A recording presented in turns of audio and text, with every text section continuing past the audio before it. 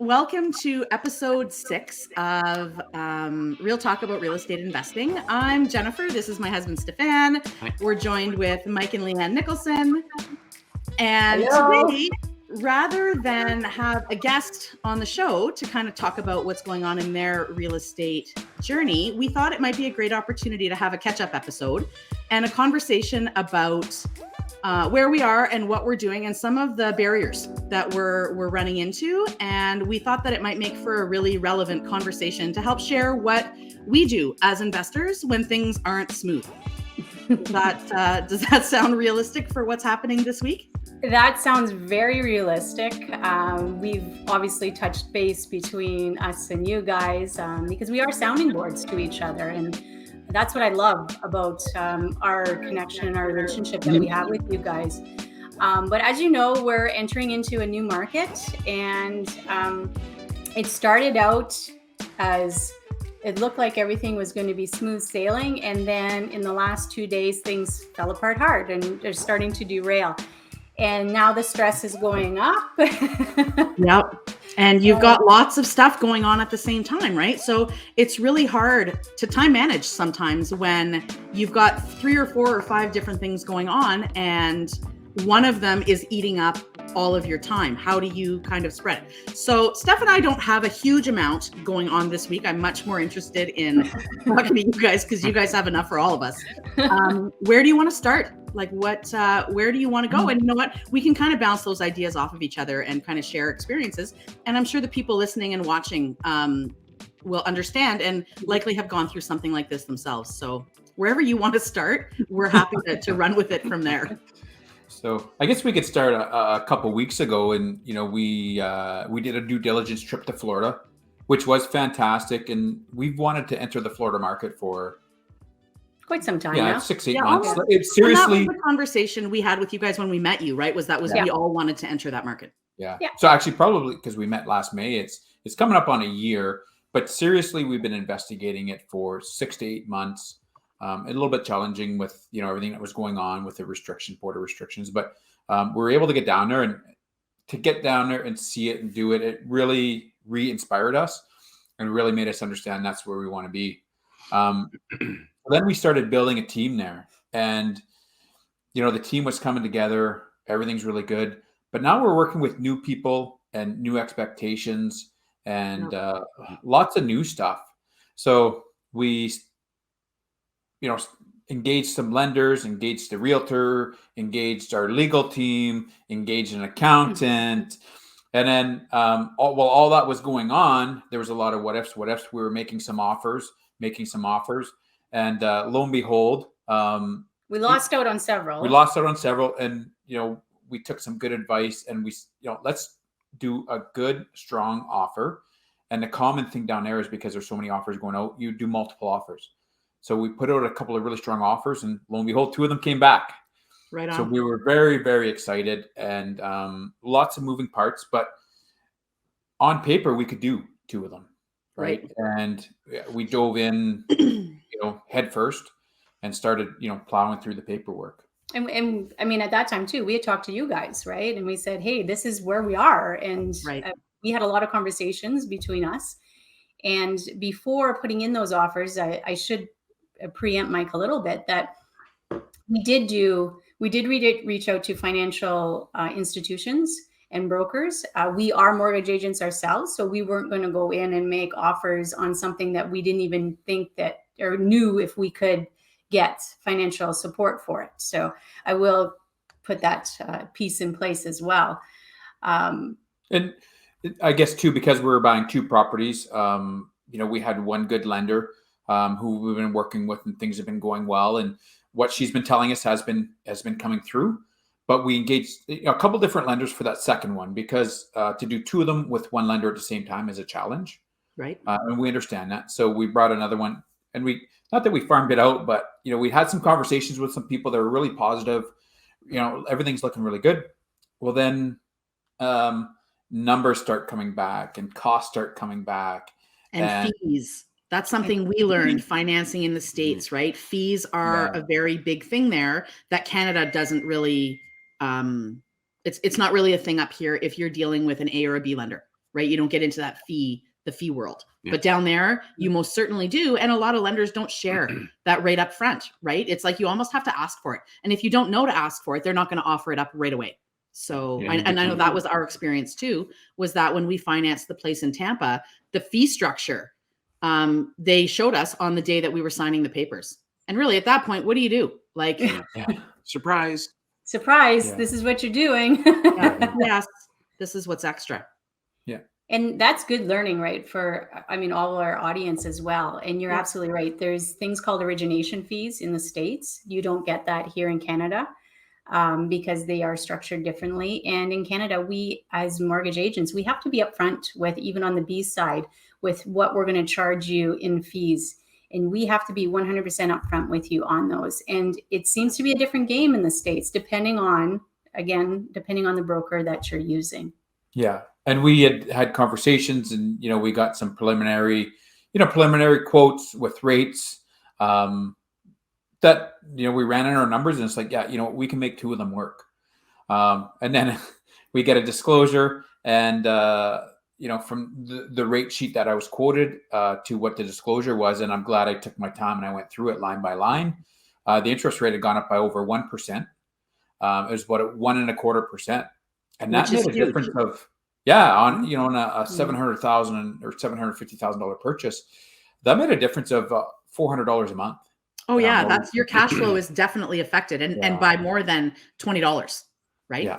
Yeah, and it was that was, of course you send out the polite email, and rates went up overnight. And there's a box there that says you didn't select to lock in your rate, and I was never given that option, and maybe we can reduce that, but it's going to be a $1,300 fee to give you a little bit more of a break. And again, right, we're at that process, and it's like we're lucky we're still at a point where we're not locked into a deal. We're still in that conditional phase, and now we're doing some real heart-to-heart conversations about what we need to do. Yeah, and what it's going to look like moving forward. And as much as it's frustrating right now because it's not lining up the way that you want it to line up to close quickly, these are all super important conversations to have, right? With new people in the States that maybe aren't going to be with you on this deal, but could be somebody to network with for one down the road. And conversations with each other about, okay, is this the time to jump this far? Do we need to scale back a little bit and then create maybe another opportunity in 6 months? Or do we do a really big jump with both now? Like, I know we have conversations like that all the time with a whiteboard, with paper, with spreadsheets going, what do we have and what can we afford and what's within our risk threshold, right? So I know that's likely what's happening at your house too. Yeah. And then you throw in other things in the mix that you don't think about because, we have an established portfolio in Michigan, we have our corp in Michigan, and, we were always told that we could, purchase in Florida in our Michigan corp. And that's something that we knew. And then, we engage our lawyer.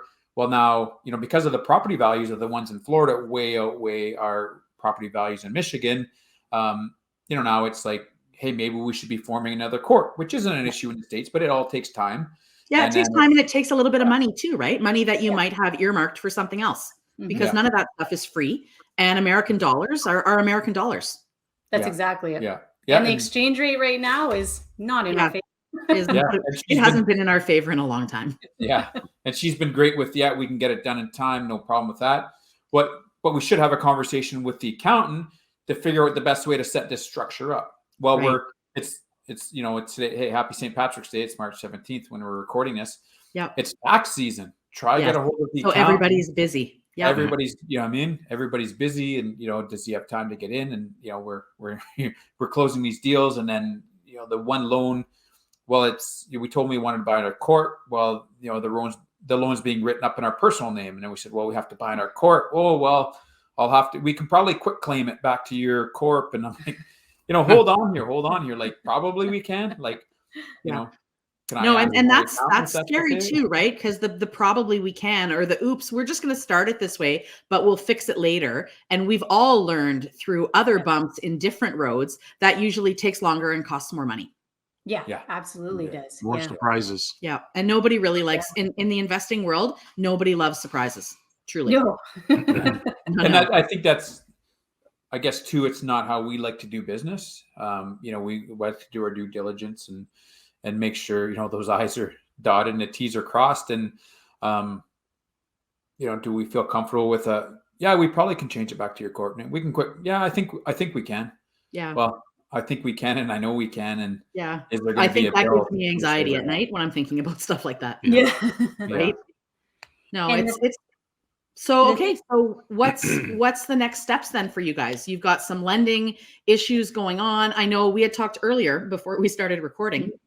You're concerned about property values, right? Yeah. It's to wait. It is you're gonna maybe lose out a little bit, and the purchase price will be higher, and it's going to cost you more money. So, and that was something I wanted to bring up that we had talked about earlier. So as a realtor, don't be super concerned about purchase price or asking prices being high, because there's so many ambitious sellers out there that want top dollar because they see the market's going crazy. That doesn't necessarily mean that they're going to get what they're asking, especially in a market like Florida, where some markets are super hot, some things are going over asking, some things end up sitting for a while. And there's no crystal ball to really understand like when or where or why. But selling prices is the only price that matters. So don't panic if you see something that comes up that's $30,000 or $40,000 higher than what you're purchasing for. That kind of that fear of missing out, because really that house that's listed so much higher might actually sell for less than what you paid, depending on what it has to offer and what else is going on in the market at the same time. So I thought that was kind of some perspective to offer, that a lot of people get panicky that they're going to lose money and miss out. And really, we had a conversation at work earlier last week. We were talking about getting into different markets and how you buy in February versus you buy in November. And there's likely going to be a price difference, like a different price, because, 6 or 8 or 10 months have gone by. But whether you buy at the low part of the year or the high point of the year in terms of cost, if you're looking to hang on to it for 5 years, 10 years, 15 years, 20 years, it doesn't matter in 2022, whether you bought at the high end or the low end of the market. In 2042, you're still going to have a ton of equity and value and cash flow, and you'll have 20 years worth of experience. So that's a conversation that we have often, right? Is it's okay. We don't have to panic if we don't get in right now. If we have to push our stuff to the fall or like to next winter, yes, you know what? It is going to cost us a little bit more because market appreciation is happening. But in the big picture, it really doesn't matter, right? Because 20 years down the road, we're still going to be in good shape. It's about absorbing the additional cost right now for the long game as opposed to the short game. Yeah. And you're absolutely right. We're kind of putting emotion into it now, right? And that's why we love talking with you guys and saying, because our emotion is like, oh my gosh, you're right, the fear of missing out. So it's like, we got in at a great price. What's going to happen if they go up in price? And that's the emotion kicking into us, and not removing it and going by our numbers, which we know we have to do, and saying what makes sense, because we do not want to cripple ourselves either and lose everything. Right. Yeah. And none of us want to ever be put in a position where our last dime is going into something because we're afraid to not buy it.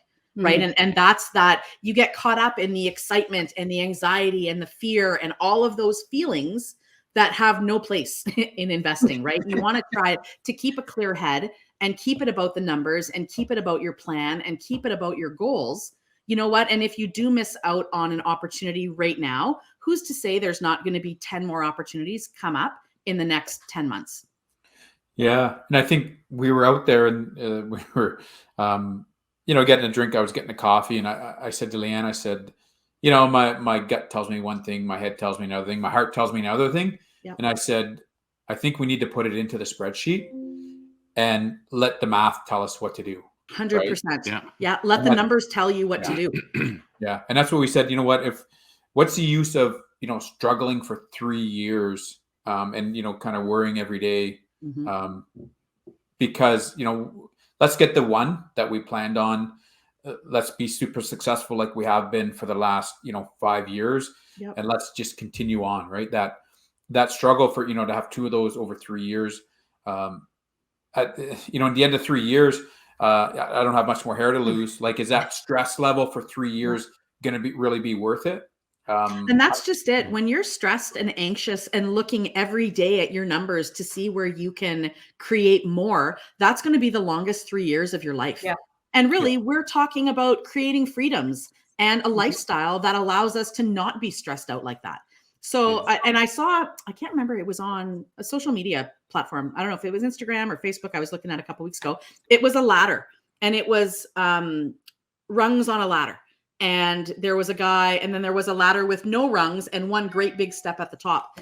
And it was one guy trying to jump to that super tall rung that he couldn't reach. And then the other guy got there faster because he made little jumps more often. So, I mean, when it comes to investing, maybe that's a way to look at doing it, right? Instead of going from like 1 to 10, you can go 1 through 10 and get there. You're going to get there anyways, right? But you have 9 other steps that you need to take first. And those little steps are all learning and growing and sharing and networking and building your teams in different markets and buying smaller purchases. So instead of maybe a great big space in one market, maybe you pick up a duplex over here, and you know what, maybe a single family you can convert over here, and it all still adds to the portfolio and it gets you where you want to be. Yeah. And I think the last thing we want to do is, we have a big enough portfolio now that it would support it. But again, we don't want to dedicate, all of the money from our other portfolios to help support this portfolio. We've been successful because all of our portfolios support themselves very well.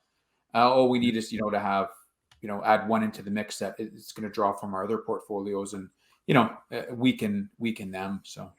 Well, and it weakens the whole structure, right? And especially if you're relying on it. Like, I know we're in the same boat, right? We have an established portfolio. Each building stands on its own merits. It creates its own cash flow. It takes care of itself.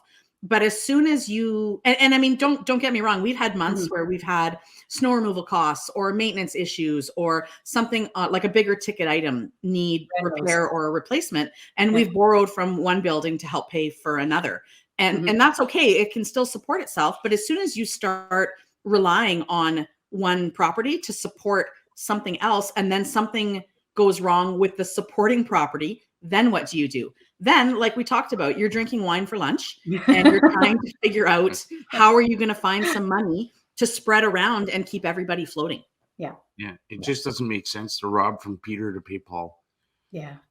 And I think too, like one of my mentors a while back had said, you have to stay focused, right, on your plan, and don't let those shiny bottle caps kind of trick you out.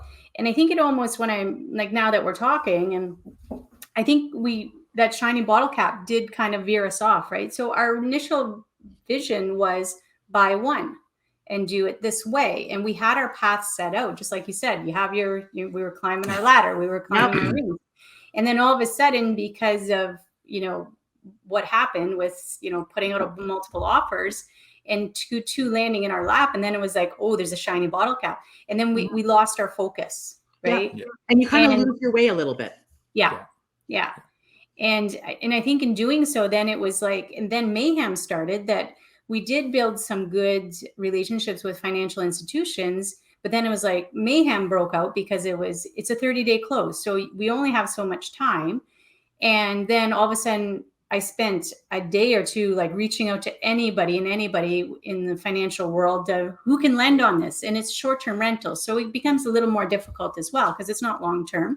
Yep. So that consumed time. So I think and that's what my mentor always said, when you get off of your path and you see that shiny bottle cap, it's consuming too much of your time, and now you're wasting time. So we wasted time, following something that really we shouldn't have been following. Yeah. But look at the learning that's coming from it, right? Yes. That you likely wouldn't have had if this wouldn't have happened. Yeah. Right. So to carry you forward, this is going to do nothing but favors for you kind of as you go. So maybe you've wasted a week or two, you know what I mean, through offers. And it's easy to get caught up and get excited when you're in a market like Florida where it's hot and sunny, and that's the retirement plan anyways, right? It's like, oh God, maybe we'll get there faster. And it's so easy to just get super pumped, right? But then, like you said, you just got to kind of take a breath and stay in your lane and remember what your plan is and let the numbers talk for themselves. They'll let you know if you can do it, if you can't do it. And like Mike said, he doesn't have a lot of hair left to lose. So, like a 3-year play where you're going to be like, oh God, watching the spreadsheets come in every month going, are we good? Are we not good? Are we good? Are we not good? Yeah. What's that going to do to your mental health? Truly. Yeah. Well, and another good thing is that when we first landed two, and we're talking about different ways that we can make two work, and we were talking about some joint ventures and, maybe bringing somebody in as a credit partner. We've been able to grow without any joint venture partners. Mm-hmm. But this, because these ones were larger purchases, and there's opportunities, and we need time to explore that. And we need time to have conversations with people and set those up.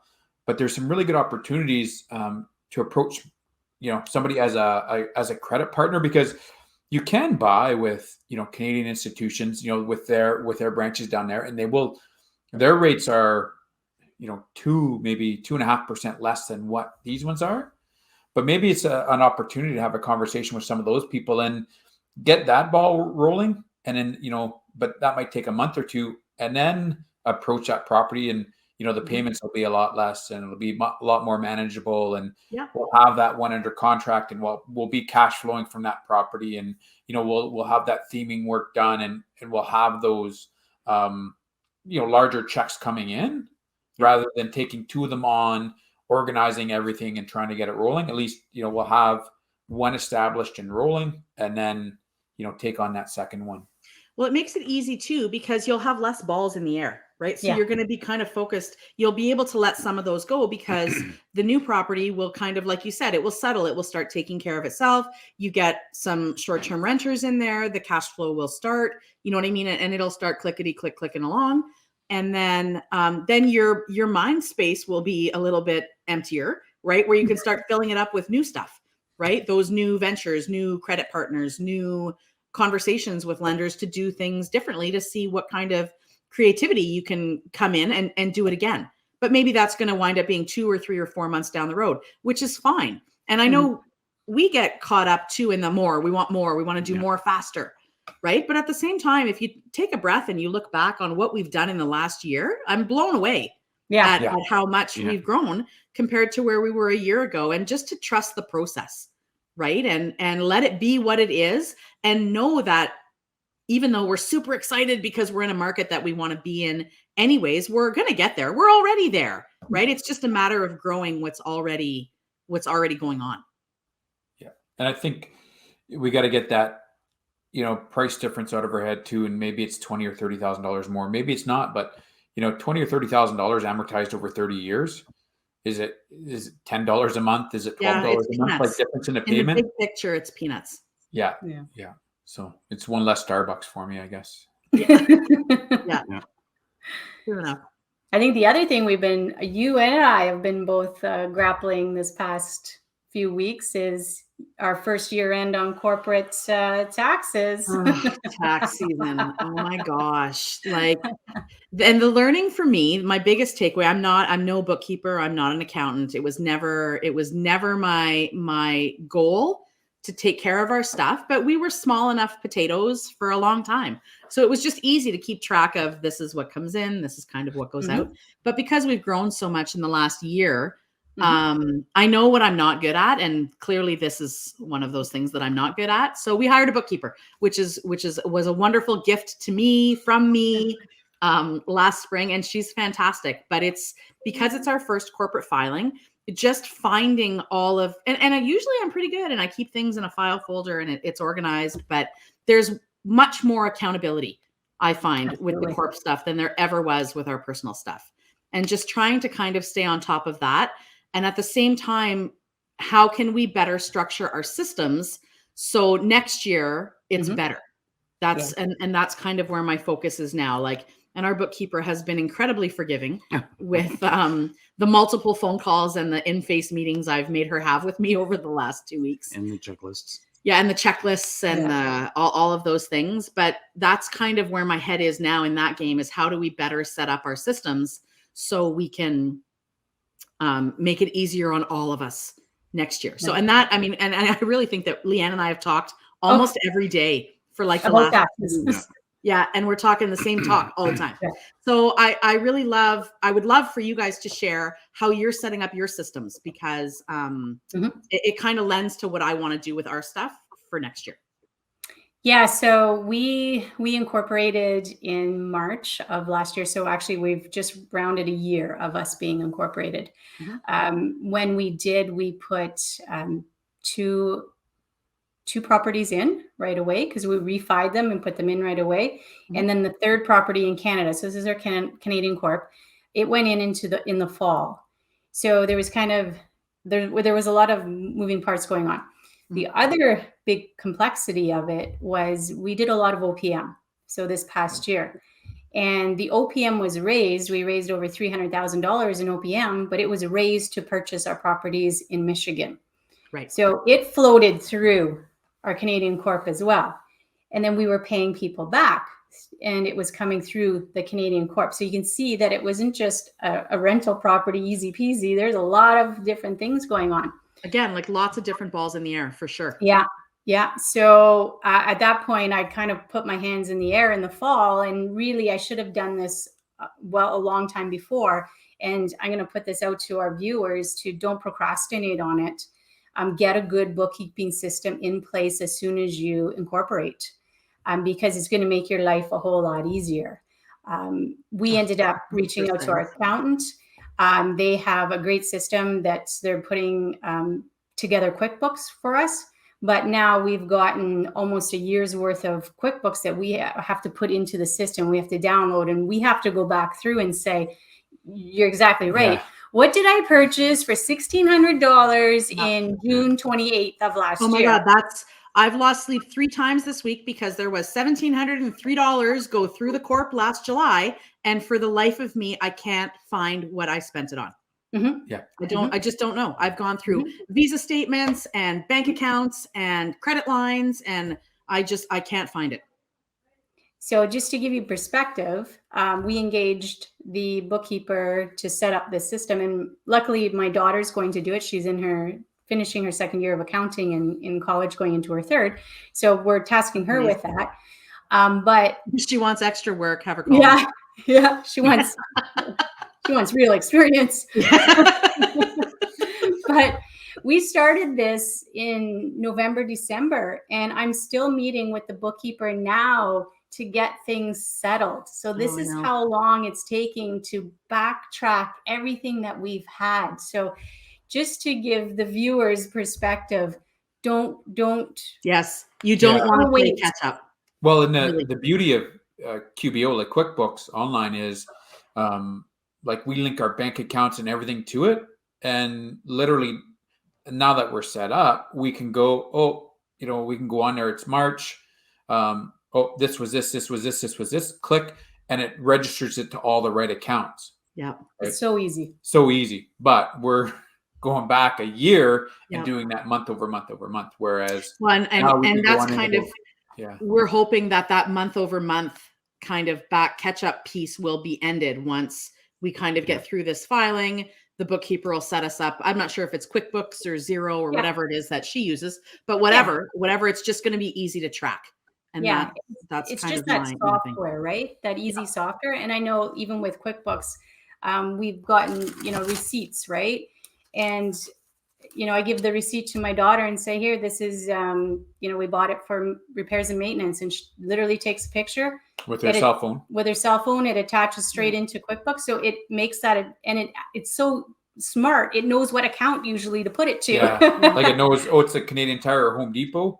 Oh, we'll put it into house maintenance. It's that intuitive. Yeah. But of course, we should have started this 100% 10 months ago. Right. Hindsight is 2020. And we've had that conversation tons of times. So our first 3 properties that we own in Sudbury, those were bought in our personal names. So those aren't in the corporation yet. So what we bought in New Brunswick is in the corporation. The vacant lot that we bought in Sudbury is in the corporation, but we're in the process of kind of how do we transition these 3 into the corp. And it's not necessarily for a tax advantage piece. Mm-hmm. So when we've had this conversation with the accountant, and she says, no, your tax advantage piece isn't really there. It doesn't really matter.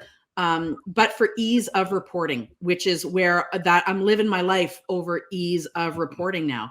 So kind of as we refinance moving forward, those Sudbury places, I think we'll just eat whatever that land transfer cost is to put them into the corp.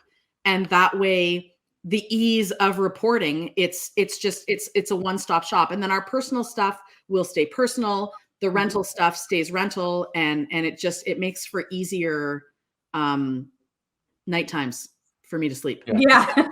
Less wine at lunch. Yes, there's less wine at lunch happening when it's just 2 pots instead of like 2 pots, but 1 pot kind of plays with the other pot and it goes back and forth. So we've done that for years.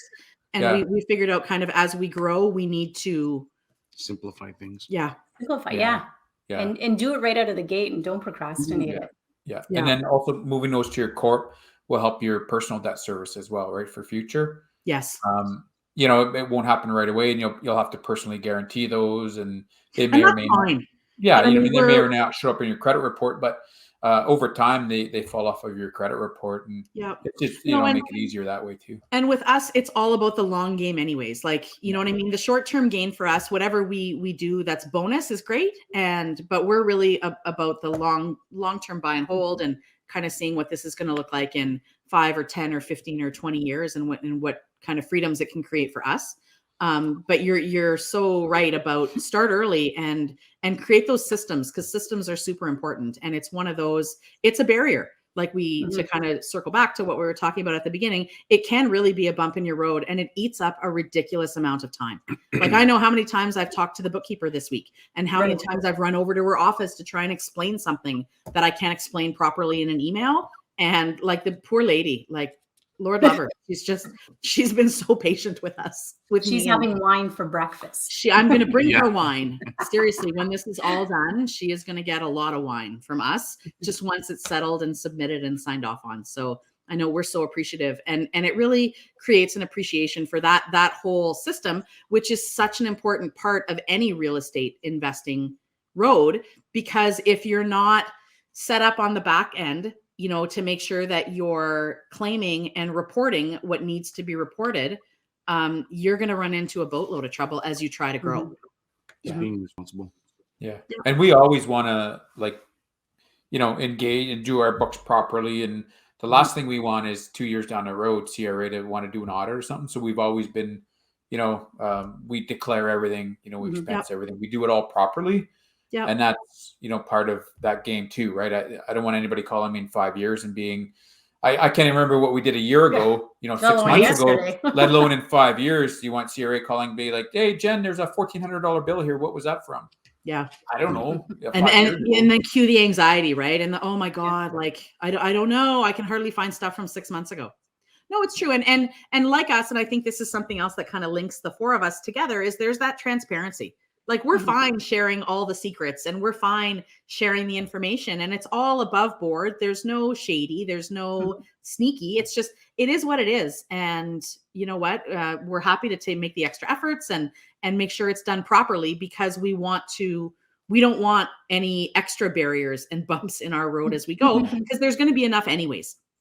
There is. Yeah. And no matter how we plan and we do everything and we talk and we do all the right things, we're all going to have bumps in the road. This is not the first or the last one that either of us are going to encounter. Right. Yeah. No. And I think it's good to talk about it and narrow about it, because lots of times all we see is the positive and the shiny on Facebook, and, not the everyday struggles. Yeah, no, and there's a lot, and really we're really thankful to have you guys in our circle of friends as we grow, because we know that when we run into something, we can, set up a Zoom or have a call or whatever, and you guys will talk us through it, just like we're talking you through what you're going through. And I think I've called you quite a few times this past 2 weeks. Honestly, I think we've talked every day about something, right? Whether it's taxes in Michigan or the rental market in Florida or accounting. I know accounting has definitely eaten up a lot of conversation time with us over the last 2 weeks, for sure. Right on. So is there anything else you guys want to talk about today? Like, we're right at the time frame that we usually spend on the podcast. So we could wrap up, or we can take it a little bit further. What do you guys think? I think we're probably good. Yeah. We got to go juggle some balls, get back to right here and figure out what we're doing. So no, I think the biggest takeaway is gets good support systems in place. Like, we have you guys. You guys are real estate investors, exactly the same mindset as we are. And it's a great way to bounce ideas off each other. We have friends that aren't real estate investors, and it's just not the same that when I am stressing and what do we do? We have 2 properties, you're on speed dial this week and Jen, what do we do? What am I not seeing? Right. So I think that is so helpful for anybody. Yep. And it has been for us for sure. This past year, it's done amazing things for us because we've had you guys as support with us. Yeah. And we agree 100%. Yeah. And it's a 2-way street. And whenever we're having our struggles, you guys are on speed dial and you're the first ones that we call. Right. Yeah. No, honestly, like we're thankful for so much. And I think, I think that's a great point to just kind of shut her down for today and say thanks. And, you know what, it was a bit of a different format today with some different information, but I think relevant.